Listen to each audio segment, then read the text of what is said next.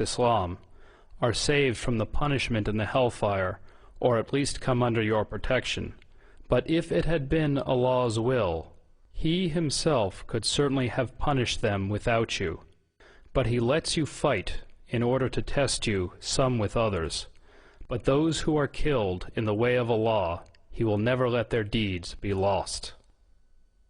In Islamic thinking, the world is divided into the house of Islam, where Islamic polity has been established, where Allah rules supreme, and the house of war, which is the rest of the world. This dichotomy is reminiscent of other totalitarian ideologies, and most explicitly communism. Both communism and Islam seek the end of history in this world. The end of history will come when either the whole of our planet becomes Dar ul-Islam, or else when the proletarian revolution brings the avant-garde of the working class to power all over the world, which will be the end of state, the end of money, and the end of class oppression. In both cases, it is possible to have a period of truce. It is possible to have what would be called in modern parlance peaceful coexistence. But that peaceful coexistence is a tactical ploy and not a permanent solution. Allah's apostle said, "I have been ordered to fight with the people till they say, 'None has the right to be worshipped but Allah.'" If we consider that if only we changed our policies toward Israel, and if only we changed our policies toward Iraq, or changed our policies toward something else, if only we hadn't taken out the Mossadegh regime in Iran in 1953, and other things people have said to me, these ideas are ridiculous. They're based on a fundamental misunderstanding of the motives and goals of the jihadists. This is not a conflict that was created with the creation of the State of Israel, or a conflict that was created when American armies went into Iraq. The global jihad has gone on without interruption, without significant interruption, since the 7th century. And it only declined in force and activity at periods when the Islamic world was too weak to prosecute it. The question now that we have to ask ourselves is, do we want to preserve our Judeo-Christian values and our own civilization, or do we choose to go toward a dimitude, an enlarged dimitude in Europe, which will engulf the whole of Europe? Maybe not America, but America will be isolated because it will have to deal in geopolitics with the Islamized demi-Europe. And these are problems that have to be taken into consideration by Europeans themselves in choosing their identity and their future, freedom or dimitude, and by American also. In order to defend itself against the onslaught of global jihad, which is coming in the century ahead, I have no doubt of that, the West would need to redefine itself and to say what exactly is the geographic and cultural space to be defended, and in the name of what. Defending it in the name of a tepid, lukewarm ideology of multiculturalism is impossible.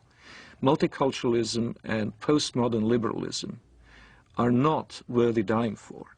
They're not something that can inspire people to do what their ancestors had done at Poitiers and at the walls of Vienna in 1683. What global jihad has on its side is simple-minded commitment of millions of people to not only spread the faith, but also better themselves at the expense of the infidel, in the first instance through immigration, and later on, if necessary, by other means. What the West needs to understand about Islam is that Islam has the potential of replacing the dangers that we just kind of did away with, Nazism and communism. like Nazism and like communism, Islamism, the end justifies the means. There is no respect for national borders, and the whole ideology is to promote their way of thinking and promote their way of life throughout the entire world. That's what's being taught in the Middle East. That's what's being coming out from all the jurisprudence in Al-Azhar in Saudi Arabia and all throughout the Muslim world, is that Islam will conquer and will continue to conquer until it triumphs, until everybody in the world says there's no God but Allah and Muhammad is his prophet. أنصحكم لله يا أمريكا ويا بريطانيا ويا أنتم من قال الله في حقكم قد غضب الله عليكم اليهود يا أبناء القردة والخنازير يا من لا تكون فتنة في الأرض إلا وأنتم عود ثقابها كلما أوقدوا نارا للفتنة أطفأها الله أطفأ الله نوركم وأطفأ الله نيرانكم ولكننا نحن الرجال الذين انتجبنا الله وأرادنا الله فجعلنا أولي البأس الشديد لقطاف رؤوسكم الأينات وظهرت وطغت وتجبرت فإنا قاطفوها بإذن الله. The peculiarity of Islam has to be faced, and it has to be faced frankly and openly.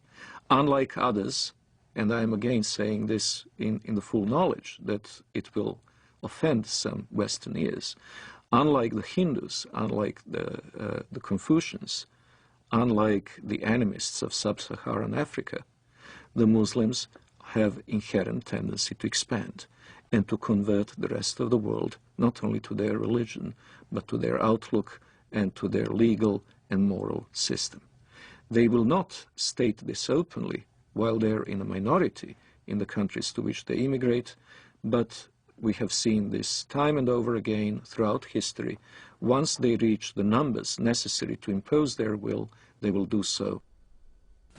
وسيعلم والله لا أريد أذكر اسمه في هذا المنبر الأمريكان ورئيسهم والبريطانيين ومن والاهم والصهاينة ربيبة ومصنع الكيان. الله أكبر لو أذن الله لنا يا أمة محمد سيقول حتى الحجر يا مسلم هذا يهودي خلفي تعال واقطع رأسه ونحن نقطعها والله لنقطعها أيها اليهود. الله أكبر الله أكبر الله أكبر الجهاد في سبيل الله الجهاد